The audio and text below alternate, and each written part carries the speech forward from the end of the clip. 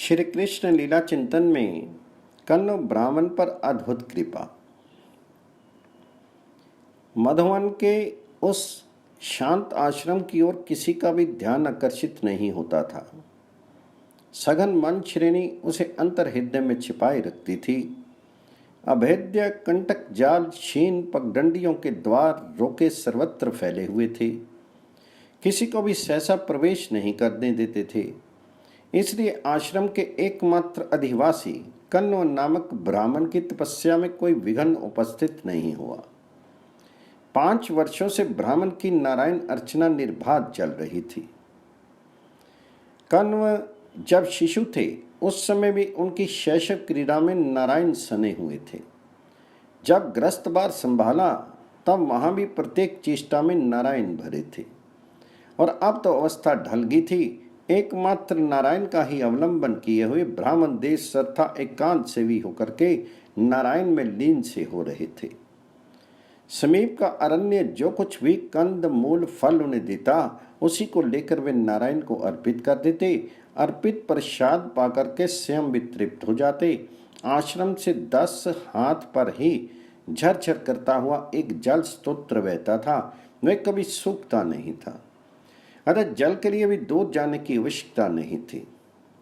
इससे पूर्व कण्व और तो कहीं नहीं केवल ब्रजेश्वर नंद के घर जाया करते थे। ब्रजराज एवं ब्रजरानी दोनों की ही कण्व के प्रति बड़ी श्रद्धा थी। दोनों अपने हृदय की बात कण्व को बताया करते। कण्व की गृहस्थी का निर्वाह भी ब्रजेश्वर के द्वारा दिए हुए आयचित दान पर ही अवलंबित था। किंतु 5 वर्ष हो गए। भजन आनंद में जगत को भूले हुए कण्व ब्रजेश्वर के घर भी नहीं गए। इसलिए नंद नंदन के प्रकट होने की बात भी कण्व को ज्ञात नहीं।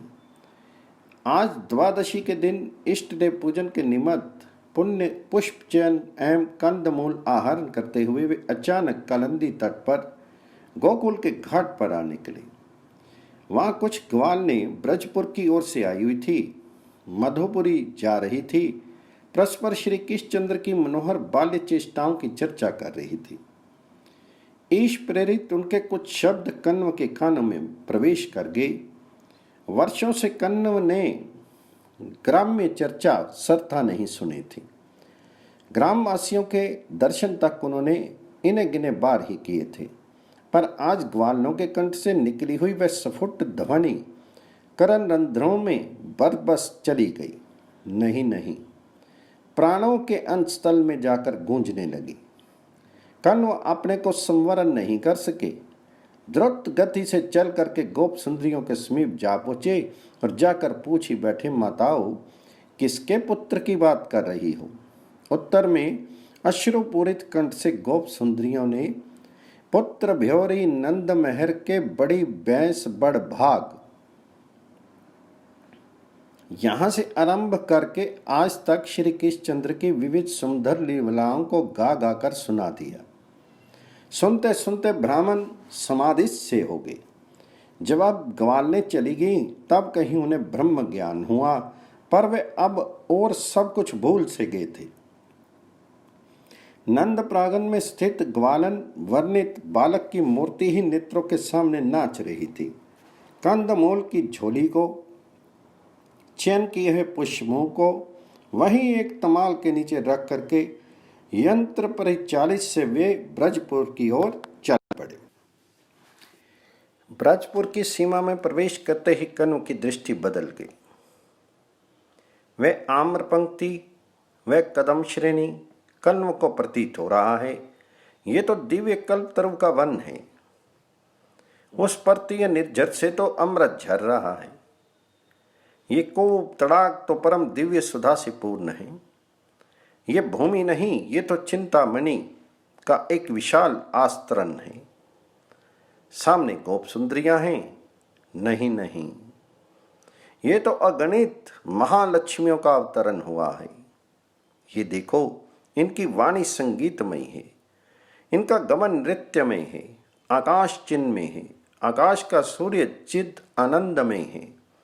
शब्द स्पर्श रूप रस गंध, ओह ब्रजपुर का तो सभी कुछ सच्चिदानंद में है। इस प्रकार कण्व एक अनिर्वचनीय अनुभूति करते हुए विस्फारित नेत्रों से गगनचुंबी मणि सदृश की ओर निकारते हुए धीरे धीरे चल करके राजसभा के सम्मुख खड़े हो गए। प्रहरी ने कण्व को देखते ही पहचान लिया। वे चरणों में गिरकर बोला, देव, ब्रजेश्वर इस समय अंतःपुर में है, आप वहीं पधारें। कण्व अंतःपुर में प्रवेश कर गए। सहसा अपने चिर परिचित प्रिय ब्राह्मण को आया देख करके नंद दंपति के आनंद की सीमा नहीं। दोनों उठ खड़े हुए, दौड़कर आंगन में चले आए तथा कण्व के चरणों में लौट गए। फिर अंजलि बांधे हुए आगे आगे चल करके उन्हें भीतर ले गए। अतिशय उमंग से ब्रजेश ने ब्राह्मण का चरण प्रक्षालन किया, रथ सिंहासन पर उन्हें बिठाया, अर्घ्य एवं मधुपर्क आदि समर्पित किए। इधर ब्रजरानी दौड़ी गई, समीप में ही खेलते हुए श्री कृष्णचंद्र को खेल छुड़ा करके ले आई। अंचल से अपने नीलमणि का मुख पहुंच करके मुख पर बिखरी हुई अलकावली को शीघ्रता से ठीक करके ब्राह्मण के चरणों में नीलमणि को डाल दिया। नीलमणि भोली चितवन से देख रहे हैं कि ये क्या हो रहा है, तथा ब्राह्मण को ऐसा लग रहा है कि मैं मानो स्वप्न देख रहा हूं। स्वप्न में ही मेरे यह जीवन ध्यान की मूर्ति आज मूर्त होकर मुझे प्रत्यक्ष इस रूप में दिख रही है। ब्रजेश्वर ने कण्व की कुशल पूछी। स्वप्न से जागे हुए से कण्व ने अपनी कुशल बताकर ये कहा, नंद राय, आज अचानक सुना कि तुम्हें पुत्र हुआ है। सुनते ही तुम्हारे पुत्र को देखने आया हूं, आशीर्वाद देने आया हूं। ब्राह्मण की यह बात सुनकर के ब्रजराज के ब्रजरानी के नेत्रों में आनंद के आंसू छल छल करने लगे, पर श्री कृष्ण उसी समय खिलखिलाकर हंस पड़े। ठीक उसी क्षण कण्व को मानो ये प्रतीत हुआ मेरे हृदय में अवस्थित मेरी इष्ट मूर्ति बोल रही है। कण्व, देखते हो? अरे देखो, श्री हरि के अधरों पर आई हुई इस हंसी को प्रत्यक्ष देख लो, इसमें लीन हो जाओ। ध्यान करते करते अपने को विलीन कर देने का सर्वोत्तम स्थल यही तो है। ओह, इन अरुण अधर ओष्ठ की अनुमिम अरुणिम कांति से कुंद पंक्ति सदृश्य दंतावली पर भी कैसी लालिमा सी छाई हुई है। बाहर हंसते हुए श्री हरि को देख रहे हो तो वे ही अंतर हृदय में भी विराजित हैं। इन्हीं में तन में हो जाओ। सुनो, मन को प्रेम रस में डुबो दो, डुबा डुबा कर मृषिन कर लो। फिर इस मृषिन मन को इन हास्य किरणों के सामने कर दो। बस किरणें इसे आत्मसात कर लेंगी, पर यह तभी संभव है जब इनके अतिरिक्त अन्य कुछ भी देखने की वासना रहे ही नहीं। कण्व का अंग प्रत्यंग नाच उठा। रथ सिंहासन से वे हठात उठ खड़े हुए। ब्रजेश एवं ब्रजरानी ब्राह्मण की मुख मुद्रा देख करके किंचित आश्चर्य में पड़ गई, किंतु श्री कृष्णचंद्र के मुखार विंद पर पुनः एक मुस्कान छा जाती है तथा तत्क्षण ही ब्राह्मण का भाव बदल जाता है। वे पूर्वतासन पर बैठ जाते हैं। ये नंदपुत्र अप्रतिम सुंदर है। ये वृत्ति तो अभी भी स्पंदित हो रही है, पर इसके अतिरिक्त कण्व की अन्य अनुभूतियों पर मानो किसी ने यमनिका गिरा दी। तो ब्रजेश, अब चलता हूं, मध्याह्न उपस्थित है। ओह, आज बड़ा ही अतिकाल हो गया। पुनः आसन से उठते उठते कण्व ने कहा, किंतु ब्रजरानी ने चरण पकड़ ली और बोली, देव, आज द्वादशी का पारण यहीं करने की कृपा करनी पड़ेगी। इतने दिनों के पश्चात तो आप पधारे हैं और इतना विलंब हो गया है। आज तो मैं पारण किए बिना कदापि जाने नहीं दूंगी। यह कहकर ब्रजरानी ने कण्व के चरणों में अपना सिर रख दिया। ब्राह्मण ने स्वयं आहरण किए हुए वन्य कंद मूलों से उदर पूर्ति करने का 5 वर्षों से व्रत ले रखा था, पर विशुद्ध श्रद्धा की जय हुई। उन्होंने निमंत्रण स्वीकार कर लिया। यशोदा रानी ने तुरंत अतिशय शीघ्रता से पहले स्वयं स्नान किया, फिर नंद उद्यान से संलग्न एक गौशाला में गई। गौशाला के एक निर्वात अंश में गोबर का चौका लगाया, चूल्हे का निर्माण किया, गोबर से लीप करके चूल्हे का भी संस्कार किया। फिर स्वर्ण कलशी में जमुना जल भर ले आई। नवीन पित्र सुंदर मृत पात्र में पदम गंधनी गाय का दूध दो करके रख दिया। स्वर्ण थाल में शाली तुंडल, रत्न जड़ित हेम कटोरे में शर्करा, मणि निर्मित कटोरी में कपूर भरकर ले आई। घृत, एला, लवंग, केसर, शुष्क सुगंधित काष्ठ, करछी आदि समस्त रंधन सामग्री वहां एकत्र कर दी। आधी घड़ी समाप्त होते न होते कन्नों के सामने हाथ जोड़ के खड़ी हो गई और भोजन बनाने के लिए प्रार्थना करने लगी। कन्नों व्रजरानी के पीछे पीछे चल करके रंधनशाला में चले आए। आ तो गए, पर मन की विचित्र दशा है। जितनी देर ब्रजेश्वरी रंधन की व्यवस्था कर रही थी, उतनी देर वे निर्निमेष नैनों से श्री कृष्णचंद्र का सौंदर्य, उनकी मनोहर बाल्य भंगिमा निहारते रहे हैं। उनकी आंखों में नंद नंदन का अतुल सौंदर्य सब बोर से भर गया है। कर्ण को रंधनशाला नंद नंदन में प्रतीत हो रही है। उन्हें चूल्हा नहीं दिखता, चूल्हे के स्थान में अधरों का मंद मुस्कान लिए नंद नंदन खड़े दिखते हैं।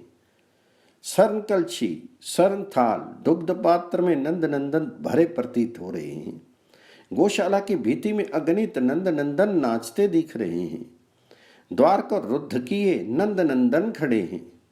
गवाक्षरंध्र शत सहर्ष नंद नंदन से परिपूरित है। कन्नों के हृदय में एक रस में झंझावत चल पड़ता है। वे सोचने लगते हैं, मेरी ऐसी दशा क्यों हो गई, मेरी आंखों को क्या हो गया है। जब तक श्री कृष्ण जन्नी रंधनशाला में उपस्थित थी, तब तक रह रहकर तो वह दिख जाती थी, किंतु मर्यादा की रक्षा के लिए ऐसे पितृ ब्राह्मण के भोजन पर मेरी छाया नहीं पड़े। इस भावना से जब वह कण्व को प्रणाम करके चली गई, तब केवल नंद नंदन की छवि ही बच रही। यहाँ तक कि जब कण्व अपनी तलहथी उठा करके आंखों के सामने करते, तो तलहथी में भी नंद नंदन की छवि अंकित दिखती।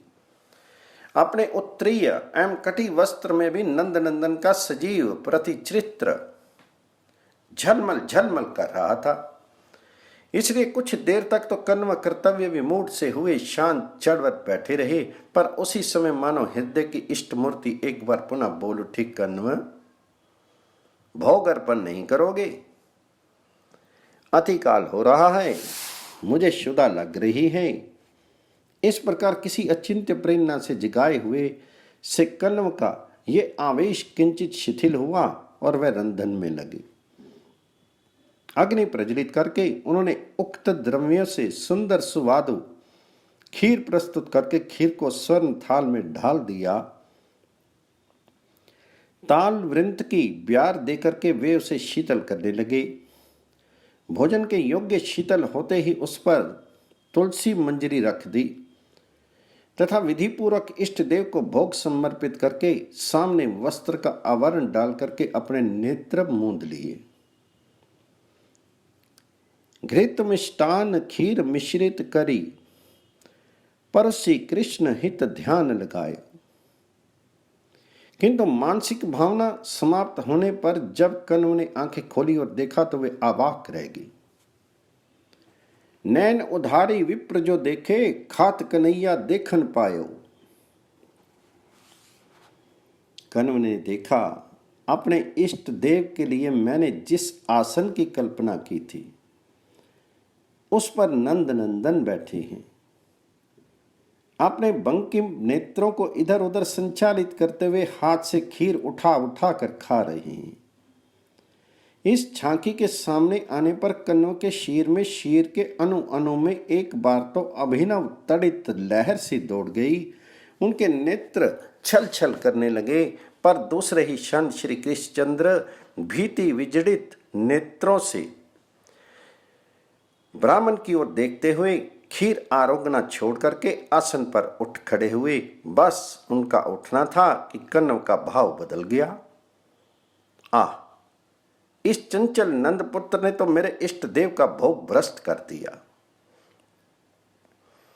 ब्राह्मण के हृदय में एक व्यथा सी हुई, नेत्रों में भी किंचित रोष का आभास सा छा गया। गंभीर स्वर में उन्होंने पुकारा, ब्रजेश्वरी इधर आओ। इधर ब्राह्मण की व्यवस्था करके ब्रजेश्वरी श्री कृष्णचंद्र के पास चली गई थी। श्री कृष्णचंद्र तो खेल में उन्मत्त हो रहे थे। अब ब्रजरानी जैसे दान ब्रजेश ने पुत्र के जन्म उत्सव पर प्रति ब्राह्मण को दिया था, उससे अधिक कन्नों को देने का आदेश देने उन वस्तुओं को स्वयं अपने हाथों सहेजने चली गई। ये कार्य करके वह पुनः श्री कृष्ण के समीप आई, पर श्री कृष्णचंद्र वहां नहीं मिले। अतिशय शीघ्रता से पूछ करके गौशाला की ओर अग्रसर हुई, क्योंकि उसी ओर अभी अभी कुछ क्षण पहले दासियों ने श्री कृष्ण को जाते देखा था। इधर वे द्वार पर आई और उधर कन्नों ने पुकारा। कन्नों के रुक्ष स्वर को सुनते ही नंद रानी का हृदय धक धक करने लगा। दौड़कर भीतर प्रवेश कर गई। उनके आते ही कण्व ग्लानिपूर्ण स्वर में बोल उठे, यशोदा रानी, तुम्हारे पुत्र ने क्या किया है देख लो। नीलमणि नीलमणि मेरे लाल, तुमने ये क्या का अनर्थ कर डाला। घटना से अत्यंत व्यथित व्रज रानी इससे अधिक बोल नहीं सकी, पर श्री कृष्णचंद्र ऐसी सरल दृष्टि से जन्ने की ओर, ब्राह्मण की ओर देख रहे हैं जैसे कुछ हुआ ही ना हो। उस भोली चितवन से कन्नों का रोषाभास तो उड़ ही गया, बल्कि वे तो भय करने लगे कि कहीं इस सरलमती सुकुमार बालक को इस छोटी सी बात के लिए ब्रजरानी कुछ दंड ना दे। इसलिए ही वे नीरवता भंग करते हुए बोले, नंद गहनी, बालक का कोई दोष नहीं। अन्न के कन कन पर ईश विधान की छाप रहती है। तुम्हारा पुत्र तो निमित्त मात्र है। नहीं नहीं, इसने तो मेरे व्रत की रक्षा की है। आसक्तिवश मैं नीचे गिर रहा था, इसने मुझे गिरने से बचा लिया। ग्राम्य जीवन का परित्याग कर चुका था, कंद मूल हारी होने का व्रती था, पर तुम्हारे विशुद्ध आग्रहवश पुनः पीछे लौट रहा था। प्रभु ने इस बालक के द्वारा मेरी रक्षा कर दी। मैं आशीर्वाद देता हूं, यह बालक चिरंजीवी हो, तुम्हारी सुख समृद्धि निरंतर बढ़े। पर अब मैं चलता हूं, बहुत ही अतिकाल हो गया है। कन्व चलने के लिए प्रस्तुत हो गए। ब्रजेश्वरी रो पड़ी। कन्व के सामने घुटने टेक कर हाथ जोड़कर रोती हुई बोली, देव, इस बालक ने जो अपराध किया है उसका यत् किंचित मार्जन तभी संभव है जब आप पुनः खीर बनाकर मेरे घर पारण करने, अन्यथा मुझे अभागिन के भाग्य में ना जाने क्या लिखा है।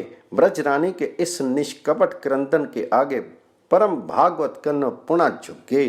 पुनः रंधन व्यवस्था कर देने की अनुमति कन्व से नंद रानी ने ले ली।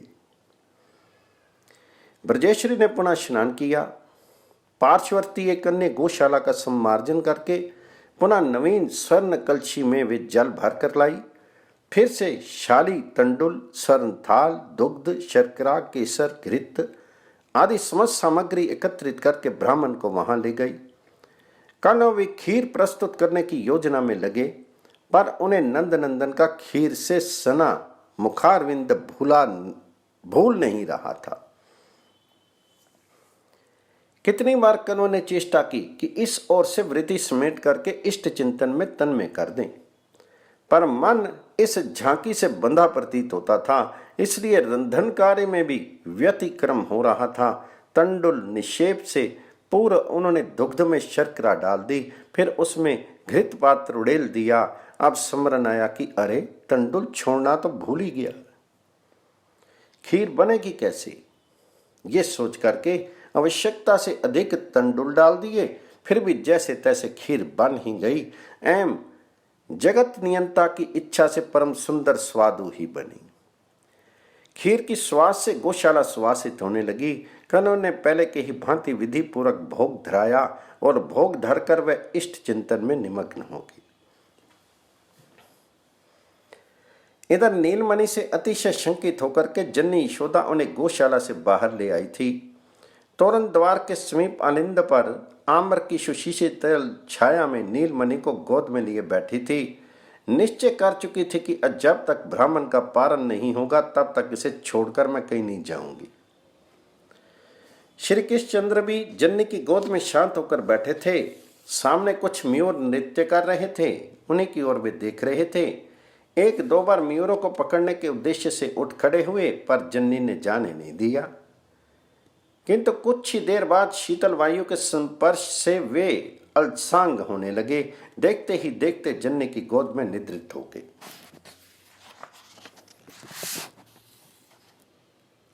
नीलमणि को निद्रित देख करके जन्नी निश्चिंत हो गई। मैया ने भी रात एकादशी का जागरण किया था तथा आलिंद पर झुरझुर करता हुआ सुखद शीतल मंद सुगंध पवन प्रवाहित हो रहा था। अतः जन्नी के नेत्र भी निमीलित होने लगे। जिस क्षण कण्व गौशाला में भोग समर्पित कर इष्ट चिंतन में निमग्न हुए, ठीक उसी क्षण जन्नी श्री कृष्ण चंद्र को वक्षस्थल पर धारण किए तंद्रा में नहीं हृदय में नित्य विराजित अपने नीलमणि में लीन हो गई।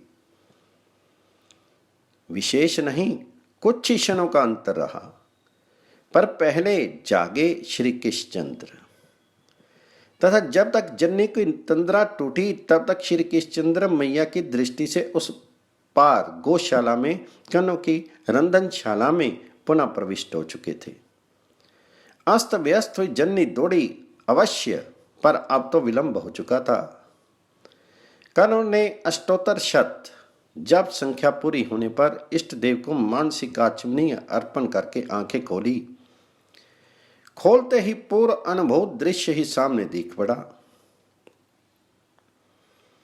अवश्य इस बार शत गुणित माधुर्य लिए अरुणाभ नयन अंबुज हैं, पदम राग निबद्ध व्याघ्र नख भूषित ग्रीवा है, मणि किंकनी विभूषित कटि देश है, नपूर शोभित चरनार विंद हैं, प्रफुल्ल नील उत्पल विनिंदित अग्नि कांति से रंधनशाला को उद्भासित करते हुए नंद नंदन पहले की भांति ही आसन पर विराजित होकर खीर खा रहे हैं। कण्व मौन रहकर इस शोभा राशि की ओर देखते ही रह गए। यशोदा रानी ने भी देखा, पर वे तो किंतु विमूढ़ हो गई। एक बार ब्राह्मण कोपानल से रक्षा हो गई, बार बार थोड़े ही होगी। जन्नी के नेत्रों के सामने अंधकार सा छा गया। इतने में ब्रजेश्वर वहां पर आ पहुंचे। पुत्र के प्रथम अपराध की बात वे नंद रानी से सुन चुके थे, इसलिए भर्त्सना करते हुए श्री कृष्णचंद्र की ओर बढ़े, पर आगे बढ़कर कण्व ने रोक दिया। साथ ही अत्यंत मृदुल स्वर में वे कहने लगे, ब्रजेश, इस बालक को कुछ भी कहने से मुझे मार्मिक पीड़ा होगी। सुनो, विश्व नियंता की रुचि पूर्ण होने दो। वे नहीं चाहते कि तुम्हारे घर मेरा पारण हो। अब मुझे जाने दो, क्योंकि दिन का चतुर्थ पहर आरंभ हो गया है। दिवाकर अस्ताचलगामी हो गए हैं। इससे पूर्व आश्रम में मुझे पहुंच जाना चाहिए, अन्यथा आज अरण्य में पथ पा लेना असंभव हो जाएगा। तुम जानते हो मैं कभी असत्य भाषण नहीं करता, मैं किंचित भी रुष्ट नहीं हूं। मेरे कारण तुम्हारे पुत्र का कोई भी अमंगल नहीं होगा, तुम विश्वास करो। कहां तो मेरे नीलमणि का इतना गुरु अपराध और कहां ब्राह्मण देव की इतनी उदार वृत्ति। ब्रज महिषी के हृदय में एक साथ ही हर्ष एवं दुख की दो धाराएं फूट निकली। वे सिसक सिसक कर रोने लगी। उन्हें सिसकते देख करके कण्व ने फिर कहा, नंद गेहनी, मैं अंतर हृदय से आशीर्वाद देता हूं, तुम्हारे पुत्र का मंगल ही मंगल होगा। और यदि तुम्हारे मन में कहीं ये ग्लानि हो रही है कि ब्राह्मण बिना पारण किए जा रहे हैं, तो लाओ, दही के किंचित कण मेरे हाथ पर रख दो।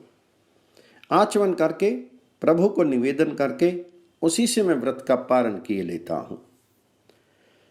ब्राह्मण की बात सुनकर नंद रानी के मन में साहस आ गया। वे बोली, देव, किस मुंह से निवेदन करूं? पर आप मेरे स्वभाव से परिचित हैं, मैं जीवन भर इस दुख को भूल नहीं सकूंगी कि आप बिना भोजन किए मेरे घर से चले गए। ये कहते कहते ब्रजरानी के नेत्रों से अनर्गल अश्रु प्रवाह बह चलता है। इसी समय कन्नों की दृष्टि मुख में खीर लपेटे नंद नंदन की ओर चली गई। उन्हें प्रतीत हुआ बालक जन्नी को रोते देखकर भयभीत हो रहा है। बस कन्व तो व्याकुल उठे, आकुल कंठ से बोले, नंदरानी शांत हो, देखो तुम्हें रोते देख करके तुम्हारा पुत्र भयभीत हो रहा है। बोलो क्या चाहती हो, संकोच रहित होकर बताओ, मैं तुम्हें दुखी करके यहां से नहीं जाना चाहता। ब्रजरानी को आशा होगी कि अब ब्राह्मण मेरी प्रार्थना स्वीकार कर लेंगे। मैं बोली, देव बस एक बार आप और रंधन का परिश्रम स्वीकार करें, मैं तुरंत सभी वस्तुएं लाती हूं, दूसरे स्थान में सारी व्यवस्था किए देती हूं, तथा फिर मैं इस चंचल बालक को लेकर अन्य ब्रज गोप के घर चली जाऊंगी। इतना ही नहीं, गौशाला में जितने द्वार हैं सब पर एक एक गोप को बैठा देती हूं। एक पर स्वयं ब्रजेश्वर रहेंगे। जब तक आपका पालन नहीं हो जाएगा तब तक प्रत्येक द्वार पर प्रहरी रहेगा। देखती हूं ये कैसे आता है। कन्व ने एक बार नंद नंदन की ओर देखा और फिर ब्रजरानी को स्वीकृति दे दी। तीसरी गौशाला में पुनः ज्यों के त्यों वे सारे उपकरण एकत्र हुए। साथ ही मुख्य द्वार पर स्वयं ब्रजेश द्वारी बने। अन्य द्वारों पर तथा प्रत्येक गवाक्ष के समीप एक एक गोप सहज होकर बैठे कि कहीं से भी श्री कृष्णचंद्र प्रवेश नहीं कर सके। ये प्रबंध करके ब्रजरानी श्री कृष्णचंद्र को लेकर के उपनंद के घर चली गई। उपनंद के घर के द्वार भी बंद कर लिए गए। कन्व ने भी पायस का निर्माण किया। अर्पण की विधि भी संपन्न हुई। पर ज्यों ही कन्व ने भोजन की भावना करना आरंभ किया कि बस श्री कृष्णचंद्र जन्नी से हाथ छुड़ाकर भाग खड़े हुए। जन्नी सारी शक्ति बटोर करके पीछे दौड़ी पर ना जाने कैसे उपनंद गृह का रुद्ध द्वार खुल गया और श्री कृष्णचंद्र बाहर निकल आए। जन्नी ने कातर होकर पुकारा, नारायण नारायण, रक्षा करो प्रभु प्रभु ब्रजेश्वर, या कोई भी गोप मेरे नीलमणि को गौशाला के द्वार पर ही रोक ले। ये पुकार लगाती हुई जब वे गौशाला के द्वार पर पहुंची तब देखा ब्रजेश्वर ने नीलमणि को पकड़ लिया है। फिर तो ब्रजरानी के आनंद की सीमा नहीं रही। समीप जाकर के उन्होंने श्री कृष्णचंद्र के दोनों हाथ पकड़ लिए और किंचित रोष में भर करके बोली, नीलमणि, अरे तू इतना दुष्ट कैसे हो गया? प्रातः काल से एक ब्राह्मण को कष्ट दे रहा है, वे अपने ठाकुराही जिम्मावे, तू ऐसे उठी धावे। किंतु नंदनंदन भी इस बार भयभीत होना तो दूर, रोष में भरकर अविलंब बोल उठे, जन्नी दोष देती कत मोको, बहु विधान करी ध्यावे, नैन मुंद कर जोरी नाम ले, बारी बार बुलावे।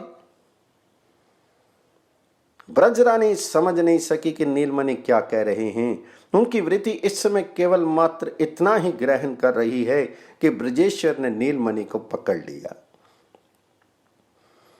अन्यथा ये रंधनशाला में प्रवेश कर गया होता। ब्रजरानी ये नहीं जानती कि ब्रजेश के द्वारा रुद्ध हो जाने पर भी उनका नीलमणि तो रंधनशाला में कभी का पहुंच चुका है।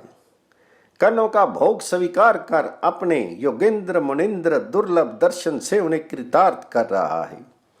प्रेम रस भावित मति यशोदा रानी ये जान भी नहीं सकती, क्योंकि उन्हें पता नहीं कि जो अजन्मा है, पुरुषोत्तम है, जो प्रत्येक कल्प में स्वयं अपने आप का ही सृजन करते हैं, पालन करते हैं और फिर संहार भी कर लेते हैं, जो माया लेश शून्य विशुद्ध हैं, केवल ज्ञान स्वरूप हैं, अंतरात्मा के रूप में एक रस अवस्थित हैं, जो त्रिकाल सत्य हैं, पूर्ण हैं, अनादि हैं, अनंत हैं, निर्गुण हैं, नित्य हैं, अद्वय हैं, वह मेरा नीलमणि ही तो है। ब्रजेंद्र गहनी नहीं जानती कि मेरा नीलमणि ही विराट पुरुष है। काल है, स्वभाव है, मन है, इंद्रियां हैं, कार्य है, कारण है, पंचभूत है, अहंकार है, त्रिगुण है, ब्रह्मांड शरीर है, ब्रह्मांड शरीर अभिमानी है, अनंत स्थावर जंगम जीव हैं, ब्रह्मा है, शंकर है, विष्णु है, दक्ष हैं, नारद हैं, ब्रजरानी कल्पना ही नहीं कर सकती कि मेरा नन्हा सा नीलमणि स्वर लोकपाल है, खग लोकपाल है, निरी लोकपाल है, अतल वितल सुतल पाल है, गंधर्व विद्याधर चारण अधिनायक है, यक्ष राक्षस सर्प नागपति है। यशोदा रानी के मन में कभी ये उदय नहीं होता कि महिषी देव ऋषि पितृपति दैत्येंद्र दानवेंद्र सिद्धेश्वर तथा प्रेत पिशाच भूत कुष्मांड जल जंतु मृग विहंगम सबके नायक के रूप में मेरा नीलमणि ही है। ब्रजेंद्र महिषी ये धारणा ही नहीं कर सकती कि जगत की जितनी वस्तुएं ऐश्वर्य तेज इंद्रिय बल मनोबल शीर बल से युक्त है, क्षमा से संपन्न है, सौंदर्य लज्जा विभूति से समन्वित है, सुंदर असुंदर अद्भुत वर्ण वाली है, वे सब की सब मेरे नीलमणि के ही रूप हैं। उन्हें ये भान ही नहीं होता कि मेरी गोद में रहते हुए ही ठीक उसी क्षण मेरा ये नीलमणि इस अनंत रूपों में भी अवस्थित है, क्रीड़ा कर रहा है। उनके वात्सल्य रस सुधा सागर के अतल तल में डूबे हुए अपरिसीम ऐश्वर्य के रजकण कभी ऊपर आते ही नहीं। आते होते तो भले वे जान पाती कि ब्रजेंद्र के द्वारा ये निरोध व्यर्थ है। यहाँ निरुद्ध रहकर भी नीलमणि तो भीतर प्रकट है, वे तो सदा इस भावना से ही बरी रहती है कि मेरा नीलमणि मेरा गर्भजात शिशु है, अबोध है, इसलिए आज वह फूली नहीं समा रही है, क्योंकि उनकी दृष्टि में अभी अभी ब्रजेंद्र ने चंचल नीलमणि को रोक लिया और एक महान अनर्थ होने से रक्षा हो गई। इधर इस बार जब कर्ण के नेत्र खुले तब दृश्य वही था। नंद नंदन भोग आरोग रहे हैं, पर इस बार कन्नों के नेत्र मन बुद्धि पर लगा हुआ अनादि आवरण सरता छिन्न भिन्न हो चुका था। वस्तु तत्व के संबंध में अब उन्हें संशय नहीं रहा। कन्व वही श्री कृष्णचंद्र के चरणों में लौट गए। उनके नेत्रों से अश्रु का निर्झर झरने लगा। इस निर्झर वारी से श्री कृष्णचंद्र के चरण युगल प्रक्षालित होने लगे, मानो किसी परम दिव्य वीणा के तार झंकृत हो उठे हों। इतने मधुर कंठ से श्री कृष्णचंद्र बोले, कण्व, तुम मुझे देखने के लिए अनेक जन्मों से लालायित हो, इसलिए इस बार जब मैं यहां प्रकट हुआ तब तुम्हारा भी इसी ब्रह्मांड में इस मधुपुरी में जन्म हो गया। मेरी माता मेरे पिता तुम्हारे दृष्टिपथ में आ गए, इसलिए तुम मेरा ये बाल्य रूप बाल्य लीला देख सके। ये कहकर के श्री कृष्णचंद्र की वह कमनीय झांकी अंतर्हित हो गई। इसके बाद भी कण्व ना जाने कितनी देर स्वेद कंप स्तंभ पुलक आदि दर्शन जन्य सात्विक भावों के प्रवाह में बहते रहे। भावावेश जब किंचित शिथिल हुआ तब कण्व ने श्री कृष्ण अधर अमृत सिक्त उस खीर प्रसाद को पहले अपने सिर से लगाया, फिर कुछ अंश मुख में रखा। इसके पश्चात सारे अंगों में उस खीर को चुपड़ लिया। फिर जो अविष्ट रहा उसे अपने उत्तरीय वस्त्र में बांध लिया तथा द्वार खोलकर बाहर चले आए। ब्रजेश ने देखा ब्राह्मण के अणु अणु से आनंद झर रहा है। दिव्य उन्माद के लक्षण भी उनमें प्रत्यक्ष परिलक्षित हो रहे हैं। हाथ जोड़ करके ब्रजेंद्र पूछते हैं, देव पारण हो गया? कण्व गद कंठ से कहते हैं, हाँ ब्रजेश हो गया, मैं अनंत काल के लिए परितृप्त हो गया। ये कहकर के फिर वे कुछ बड़बड़ करने लगते हैं। नंद दंपति कुछ समझ नहीं पाते कि ब्राह्मण क्या कह रहे हैं।